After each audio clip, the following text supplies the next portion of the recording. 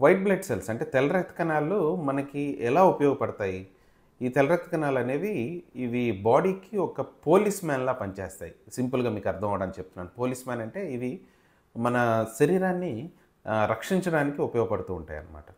For example మన బాడీలోకి ఏమైనా ఆహ్, ఆహ్, క్రిములు కానీ, ఐ మీన్ బ్యాక్టీరియా కానీ, వైరస్ కానీ, ఫంగల్ ఎలిమెంట్స్ కానీ, ఇంకేమైనా ఎలర్జిక్ సబ్స్టెన్సెస్ కానీ ఎంటర్ అయ్యేటప్పుడు ఈ వైట్ బ్లడ్ సెల్స్ అనేవి ఇమ్యూన్ సిస్టమ్‌లో ఒక పార్ట్ అనమాట. అంటే వ్యాధి నిరోధక శక్తిలో ఒక పార్ట్. ఇవి వాటి మీద అటాక్ చేస్తుంటాయి. ఫర్ ఎగ్జాంపుల్ బ్యాక్టీరియా మీద, ఫంగస్ మీద న్యూట్రోఫిల్స్ ఎక్కువ పనిచేస్తూ ఉంటాయి. వైరల్ ఎలిమెంట్స్ మీద లింఫోసైట్స్ ఎక్కువగా పనిచేస్తూ ఉంటాయి.